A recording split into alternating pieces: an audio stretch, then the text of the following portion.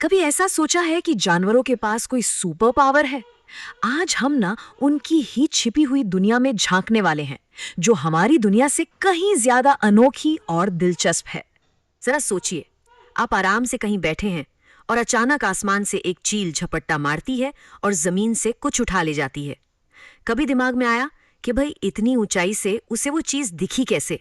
तो क्या हम ये मान लें कि चील की तेज नजर एक सुपर पावर है, या फिर जानवरों में सच में ऐसी कोई शक्ति होती है? देखिए, इस सवाल का जवाब जानने के लिए ना हमें उनकी सेंसेस को, उनकी इंद्रियों को थोड़ा करीब से समझना होगा। तो चलिए इसी में थोड़ा और गहराई से उतरते हैं, पता लगाते हैं कि जानवर आखिर उन आवाजों, नजारों और गंधों को कैसे महसूस कर लेते हैं जो हमारी दुनिया में होते हुए भी हमसे पूरी तरह छिपे हुए हैं।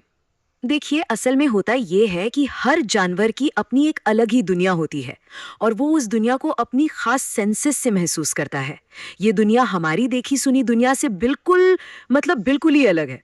ठीक है, तो अपनी पड़ताल शुरू करते हैं सबसे छोटे लेकिन सबसे ऑर्गेनाइज्ड जीवों में से एक, चींटियों से। आपने देखा ही होगा, वो हमेशा एक सीधी लाइन में चलती हैं। भाई, इसके पीछे एक बहुत ही मजेदार राज छिपा है। ये तो हम सब ने देखा है ना? जमीन पर जरा सा कुछ मीठा गिर जाए तो बस कुछ ही देर में वहां चींटियों की पूरी फौज जमा हो जाती है। लेकिन सवाल तो ये है कि पहली चींटी के बाद बाकी सबको उस जगह का पता चला कैसे? मतलब उन्होंने एक दूसरे को रास्ता कैसे बताया? साइंटिस्ट ने जब इस पे रिसर्च की तो पता चला कि इसका राज एक सीक्रेट मैसेज में छिपा है। जो पहली चींटी होती है ना, वो बाकी चींटियों के लिए एक ऐसा निशान छोड़ जाती है जिसे सिर्फ वही समझ सकते हैं। और वो सीक्रेट मैसेज है गंध का। जी हाँ, जब चींटी चलती है तो वो जमीन पर एक खास तरह की स्मेल छोड़ती जाती है और ये स्मेल एक इनविजिबल रास्ते की तरह काम करती है, जिसे सूंघते सूंघते बाकी चींटियां भी खाने तक पहुंच जाती हैं। कमाल है ना? अब गंध की ये कमाल की दुनिया सिर्फ चींटियों तक ही नहीं है। चलिए अब बात करते हैं कुत्तों की, जिनकी सूंघने की शक्ति के तो क्या ही कहने। तो जब भी किसी कुत्ते को जमीन सूंघते हुए देखते हैं तो वो सिर्फ यूं ही जमीन नहीं सूंघ रहा होता, वो असल में अपने आसपास की दुनिया के बारे में जानकारी इकट्ठा कर रहा होता है, बिल्कुल वैसे ही जैसे हम कोई किताब या मैसेज पढ़ते हैं। कुत्ते अक्सर पेशाब की गंध का इस्तेमाल अपने इलाके पर निशान लगाने के लिए करते हैं। मतलब ये मेरा एरिया है, और इसी गंध से उन्हें ये भी पता चल जाता है कि उनके इलाके से कोई दूसरा कुत्ता तो नहीं गुजरा था।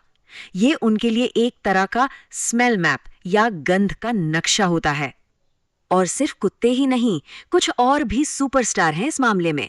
आपको पता है, रेशम का कीड़ा अपनी फीमेल पार्टनर को कई किलोमीटर दूर से उसकी गंध से पहचान सकता है। और मच्छर, अरे वो तो हमें हमारे शरीर की गर्मी और खासकर हमारे पैरों के तलवों की गंध से ढूंढ निकालते हैं। अच्छा, सूंघने की इस कमाल की दुनिया से आगे बढ़ते हैं और अब आते हैं देखने की शक्ति पर। चलिए ये समझने की कोशिश करते हैं कि पक्षी इस दुनिया को कैसे देखते हैं, जो कि हमारे देखने के तरीके से बहुत अलग है। याद है, हमने शुरू में उस चील की बात की थी। उसकी वो जो तेज नजर है ना, उसका राज सिर्फ उसकी आंखों की पावर में नहीं है, बल्कि उनके काम करने के तरीके में भी छिपा है। ज्यादातर पक्षियों की आंखें सिर के दोनों तरफ होती हैं। इसका फायदा ये है कि वो एक ही टाइम पर दो अलग अलग चीजों पर फोकस कर सकते हैं। लेकिन एक मजेदार बात यह है कि वो हमारी तरह अपनी आंखों की पुतलियां नहीं घुमा सकते। इसीलिए उन्हें आसपास देखने के लिए अपनी पूरी गर्दन ही घुमानी पड़ती है। तो अब तक हमने जानवरों की गजब की सेंसेस के बारे में तो बात कर ली, लेकिन अब कहानी में एक बहुत ही दिलचस्प मोड़ आने वाला है। क्या कोई गंध वाकई में अच्छी या बुरी होती है, या ये सब हमारे दिमाग का खेल है? इसको समझने के लिए एक छोटी सी कहानी पर गौर करते हैं। सुशीला नाम की एक महिला है। उसके घर में उसकी बहन अपने 6 महीने के बेटे दीपक को छोड़कर कहीं गई हुई थी, और सुशीला की अपनी बेटी भी उतनी ही छोटी है। अब हुआ ये कि इत्तेफाक से दोनों बच्चों ने एक ही टाइम पे पॉटी कर दी। जब सुशीला ने अपनी बेटी की पॉटी साफ की तो उसे कोई खास दिक्कत नहीं हुई, उसने आराम से कर दिया। लेकिन जैसे ही वो अपने भतीजे दीपक की पॉटी साफ करने लगी, उसने फौरन अपने मुंह और नाक को दुपट्टे से ढक लिया। अब जरा सोचिए, ऐसा क्यों हुआ होगा? बच्चे तो दोनों ही थे, पॉटी भी वैसे ही थी, तो फिर एक गन से दिक्कत हुई और दूसरी से नहीं। ऐसा फर्क क्यों? इसका जवाब हमारी अपनी सोच में छिपा है।